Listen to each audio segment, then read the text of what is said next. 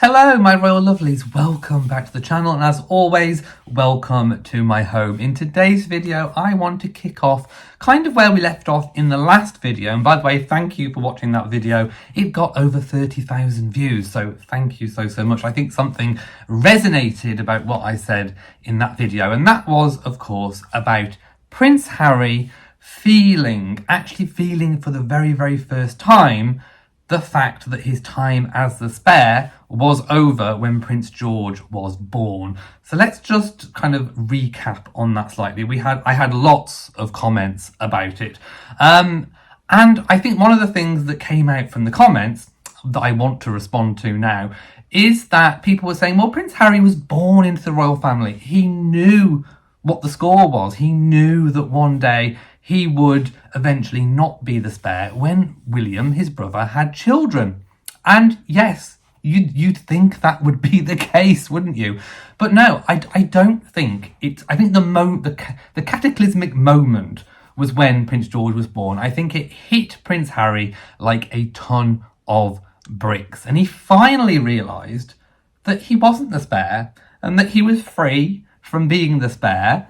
But actually, he didn't like it. I think he's had this kind of this weird, kind of twisted love-hate relationship with being the spare. And I think that has been a central theme of his life. And it has been one of the central themes of all of the problems that he has experienced as an adult. And of course, that's played out in the way that it played out when he spectacularly flounced out of the royal family and stepped down from being a working royal.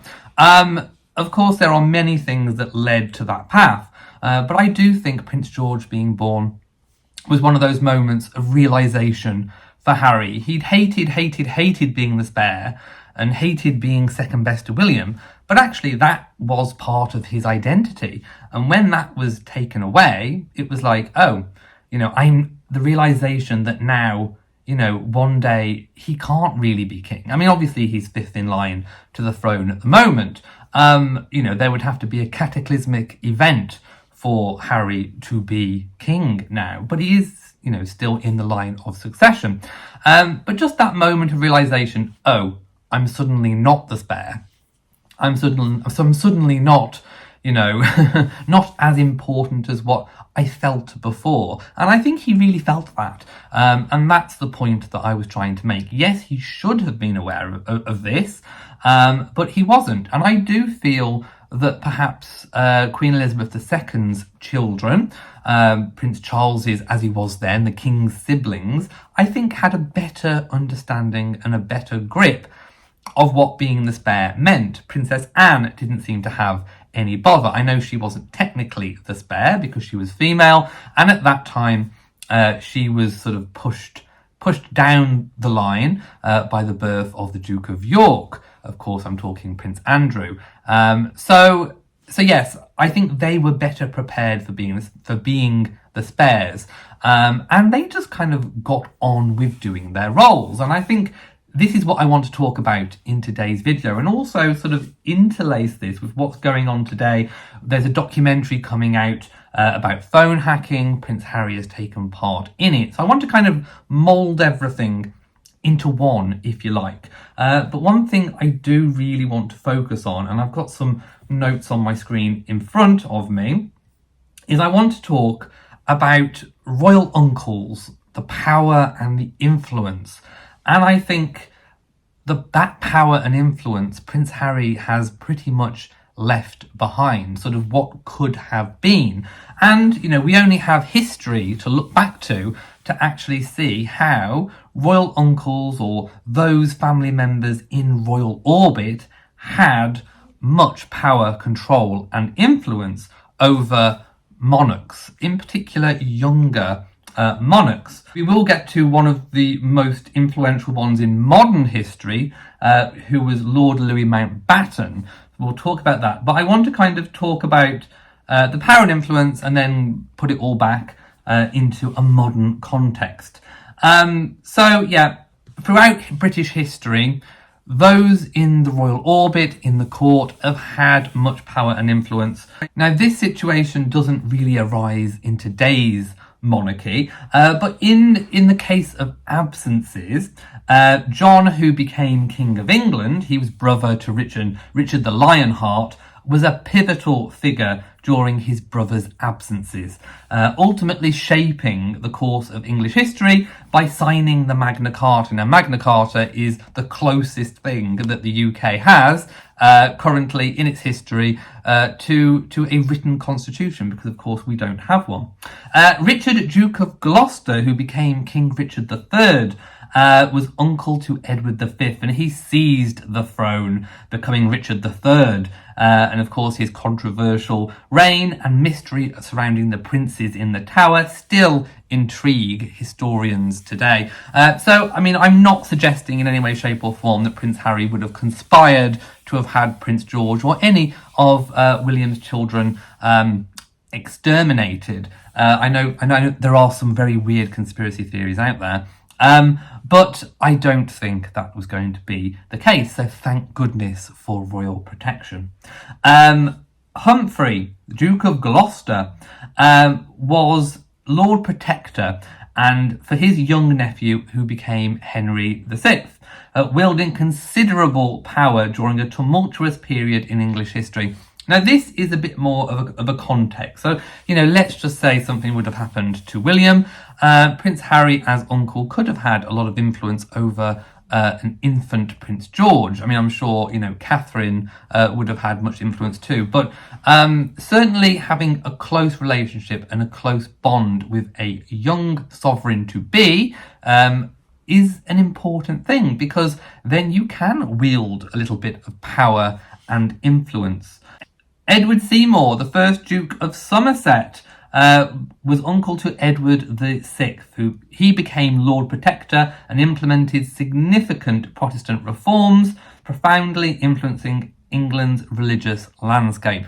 Again, a historical example of how an uncle can have influence and power. Now, the one that I've just skirted over those ones just to show that there are many uncles in the royal history. There are even more than that have had such power and influence. But the one I really want to focus on is Lord Louis Mountbatten, the first Earl Mountbatten of Burma. Now, he was mentor to Prince Charles and played a crucial role in shaping the future king's upbringing and worldview, leaving a lasting legacy within the royal family. Now, of course, he was assassinated during part of the Irish Troubles, which left Prince Charles quite bereft and heartbroken, and impacted the royal family greatly.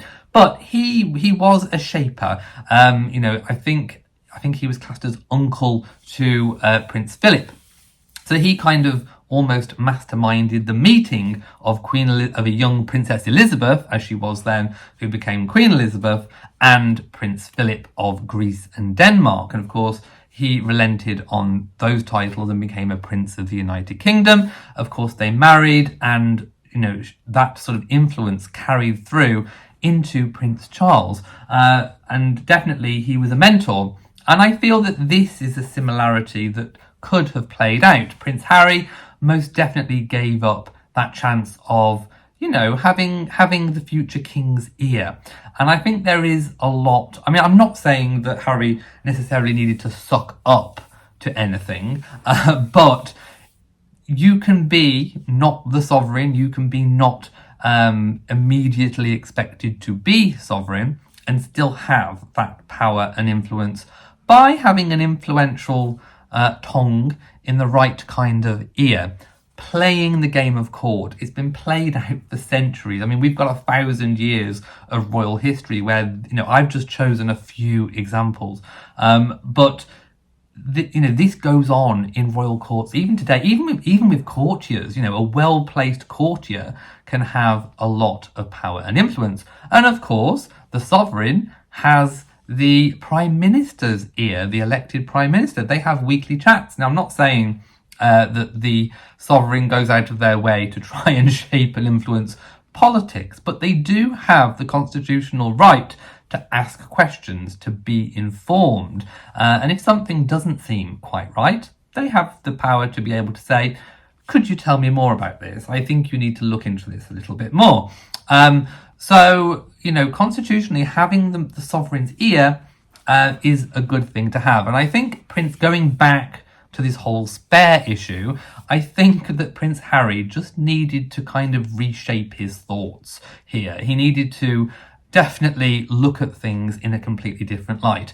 Yes, he was no longer the spare. Yes, his chance of having the top job would, has slipped further and would continue to slip. Although, the royals in the past have said that nobody really wanted the top job. I beg to differ. I think Prince Harry most definitely did want the top job. And I think part of his identity was, that it was within grasp. And I don't think he ever really thought about, what that meant. But I think he liked that attention. I think he actually really quite enjoyed being the spare. Also hated it, and all the attention it brought and the lack of freedom, but also quite liked it as well. And when that was taken away, I think that kind of was a massive downbeat moment. So yes, I think he could have had that level of influence with Prince George, and by removing himself from the royal family, not having good relations with William and his father, therefore not seeing Prince George, that he's missed a massive opportunity. Princess Anne, for example, is held in high regard with Prince William. So are, Edward and Sophie. I'm not quite sure exactly what William thinks about Prince Andrew these days. That's a whole nother issue with Royal Lodge. I'll just slightly digress into a little bit that came out recently about Frogmore Cottage. It remains empty. A lot of people will be thinking, well, why on earth did the king or the Crown Estates sort of, not extend the lease? Because, of course, when Harry and Meghan voluntarily agreed under media pressure to pay back the renovation costs whilst they were in the USA, they hardly ever came back to live here. But the lease was extended for 2 years after they paid back the money. So that 2-year lease, the end of it, Harry made a spectacular boo-boo because it actually coincided with the summer of when he released Spare. So I think he released Spare in the January and his lease was up in the summer. So he poked the bear, didn't he? And the Crown Estates and the King fought back and did not extend the lease. I think for a few reasons. I think perhaps they did hope that Prince Andrew would move into Frogmore, which would be more financially viable. I'm not the sort of person that thinks that just because, there's only 2 people rattling around a big property, that they should move. But the property would technically be put to better use with a larger family in it. And I suppose looking at Prince Andrew's status in the royal family now, Royal Lodge is a large, valuable property. I think estimated to be worth about £40 million. It seems better placed that he have a more moderate, affordable property. I don't think he should be forced out because of that, but I do think for his own good, it probably would be better to have something a little bit more affordable. So moving to Adelaide Cottage, doing a swapsy with the Waleses would probably be a good idea. And King Charles, of course, might cut funding to force him to do that. So we don't know how long Prince Andrew can sustain living at Royal Lodge. Personally, I think Andrew should perhaps vacate Windsor altogether and maybe decamp to or relocate to Sandringham.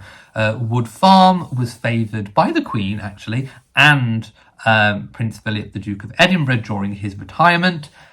It's perfectly adequate for Andrew and Sarah. And of course, he can still benefit from the wider Sandringham estate. He can be there for Christmas. He can take advantage of the equestrian facilities. I think it would be a much better retirement, but I think Prince Andrew is holding out for a return to royal duty, which I don't think is going to happen.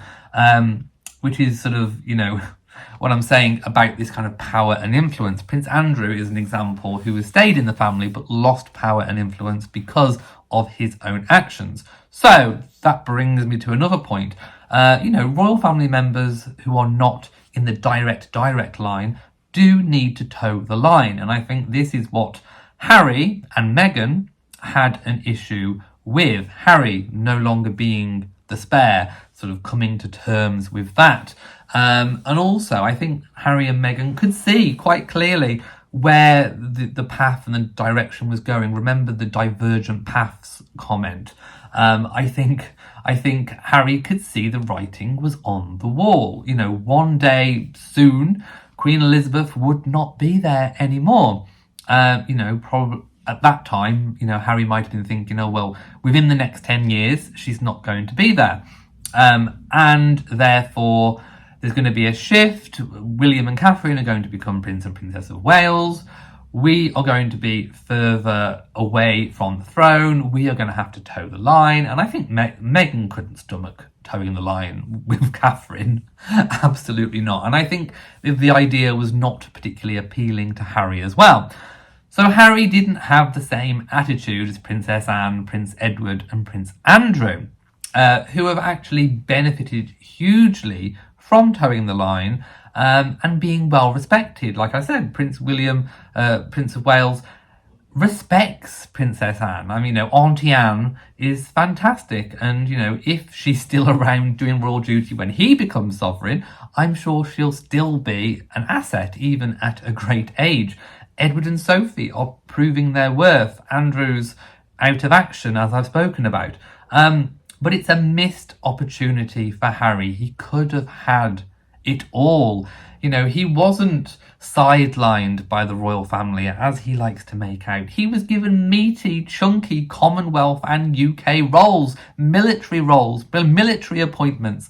He was not treated badly like he, you know, wants us all to believe that he was. He was given meaty, chunky roles that could have sustained him all the way through his life, up until the point where, you know, royals don't really have a retirement age. So, you know, all of the chunky roles could have sustained him all the way through up until he couldn't work anymore, basically.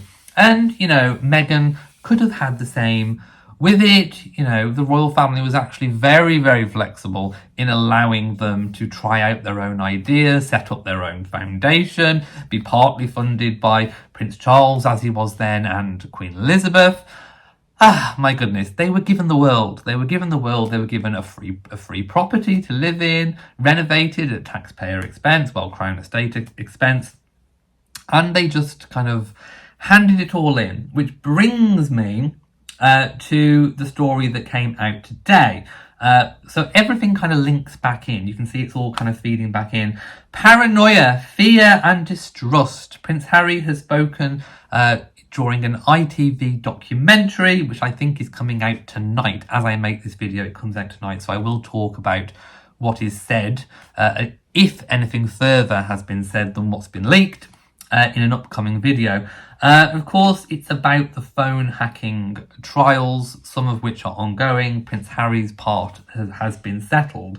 So I'm going to go through the article and kind of speak about it, because I think this is what formed the other part of Harry kind of flouncing out of the royal family. This kind of combination, this sort of, you know, in his head it was very toxic. This you know, not being the spare anymore, but also quite wanting to be the spare, mixed with, you know, feeling that he's being, you know, he's having his phones hacked, and that the media are coming out with stories about him, which actually ended up being true, because he kind of basically validated the stories during his trial.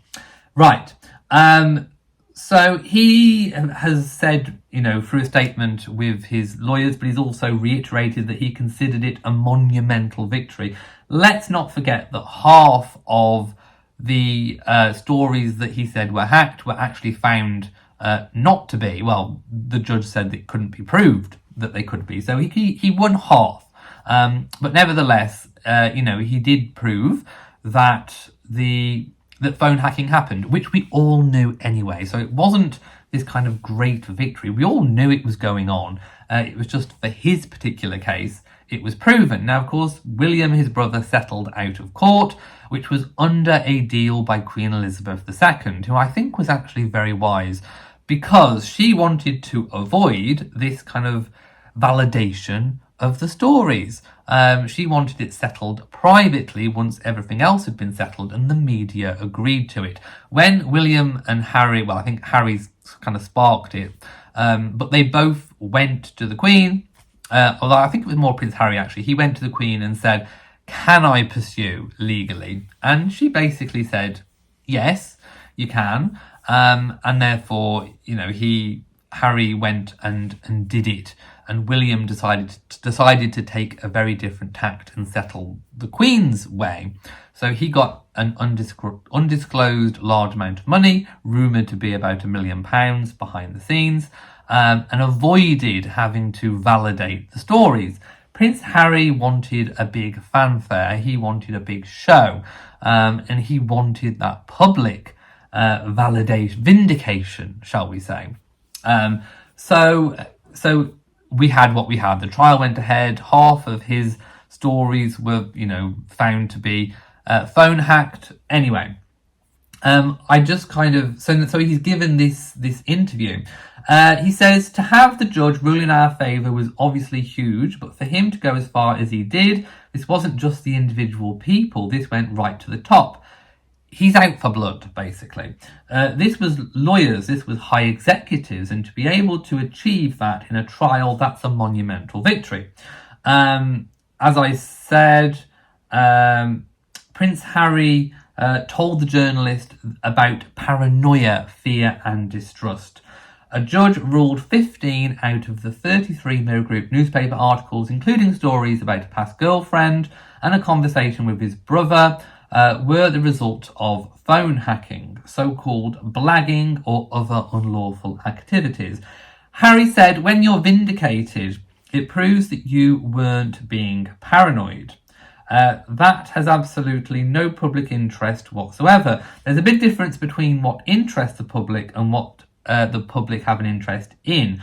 What happens in my private life between myself and then girlfriend is exactly that between us." Harry was awarded £140,000 in damages, and then a substantial amount settled at a later date. Harry also thinks that the paranoia he experienced was the same as his mother's.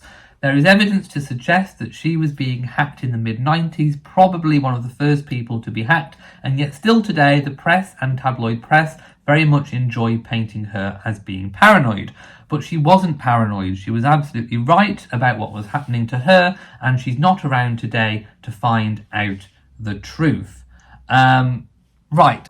Harry always trying to compare himself to Diana, and I personally, I do think that there were most definitely unlawful things happening in the mid-90s. There was phone tapping, we had Camilla Gate, and also I do want to point out as well, because I've had a few comments to this effect, and I want to make it blindingly clear my position on the War of the Waleses during the 90s. I do not agree with the decisions that Diana and Charles made to go as public as what they did.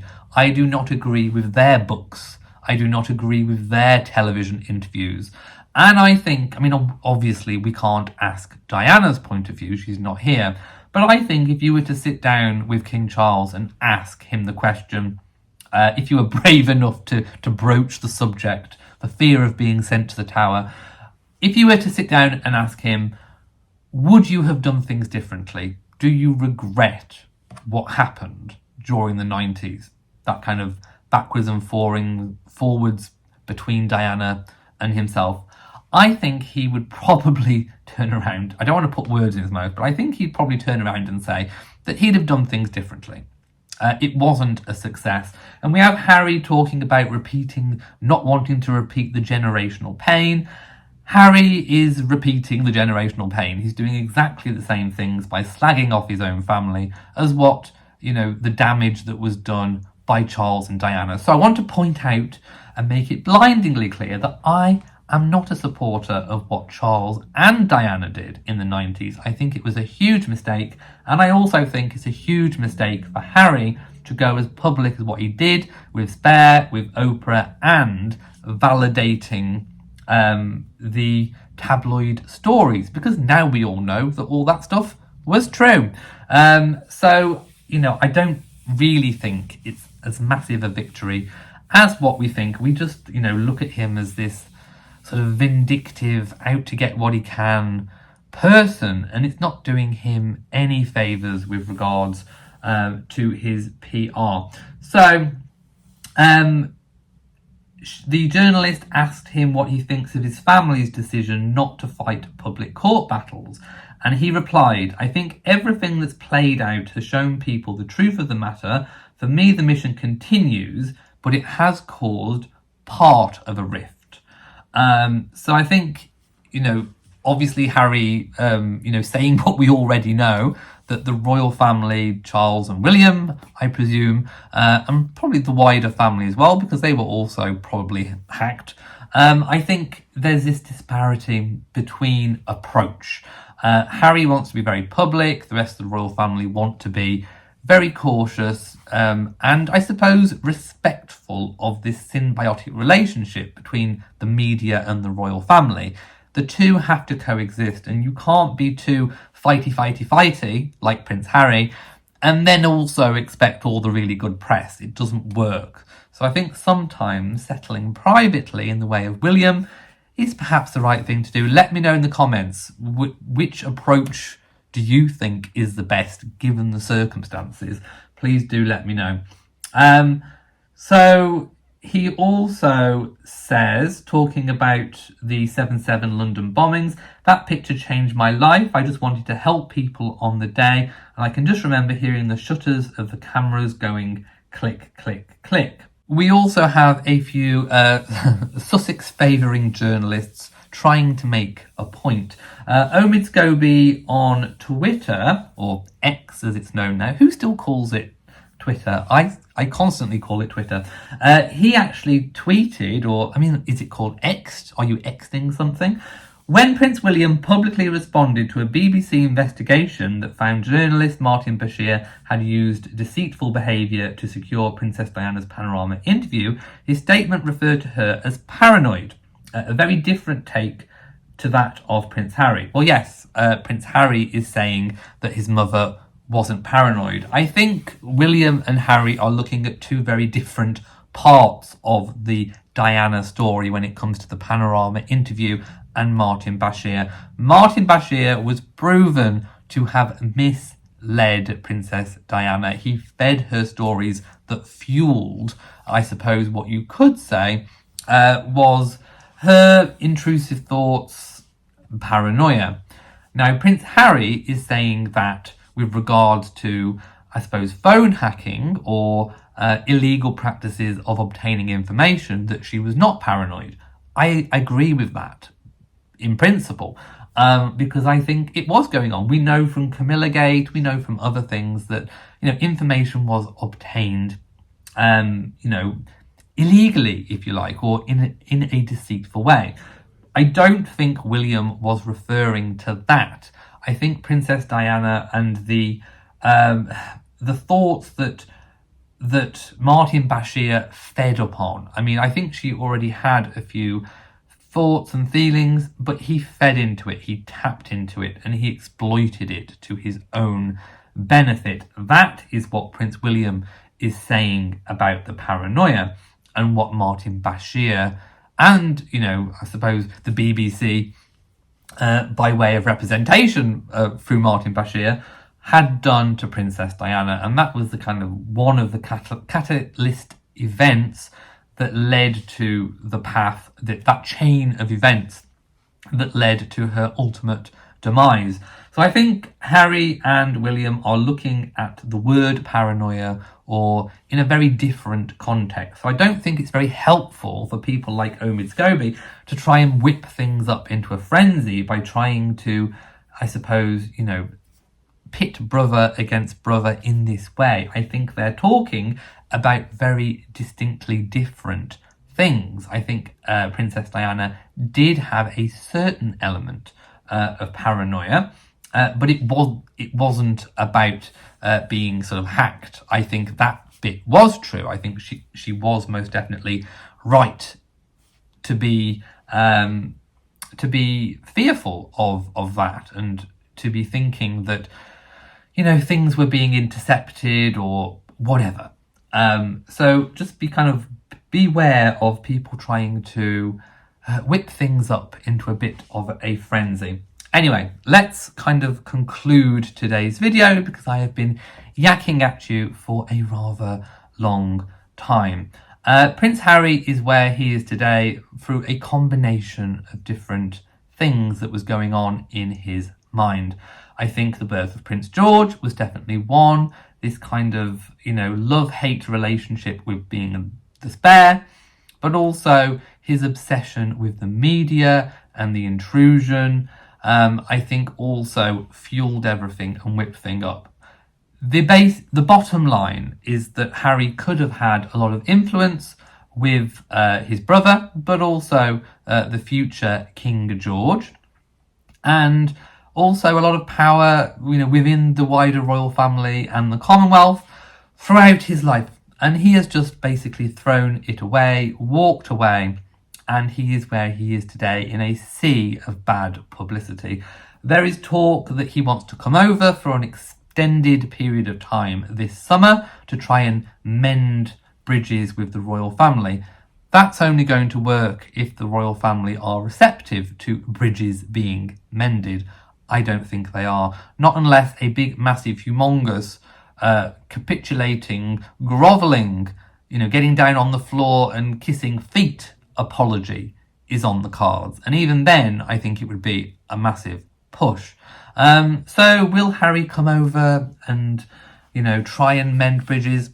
I don't think so. I think this is perhaps just media talk, unless, of course, he's got a few engagements that he wants to do privately, which could be on the cards, but I don't think so. There's also the Invictus Games has been secured for the next couple of years for Birmingham in the UK to host, and of course there will be plenty of talk about whether or not Meghan will come over to support Harry in the UK, seeing as she has not touched down apart from briefly when they sort of met up. I think she went to the airport on the way to Africa. But she hasn't been officially, properly in the UK. And I don't think that's going to change. I think she'll try and be a martyr and she'll try and keep away from the royal family. And that just kind of goes to show what loathing I think she does actually have for the UK.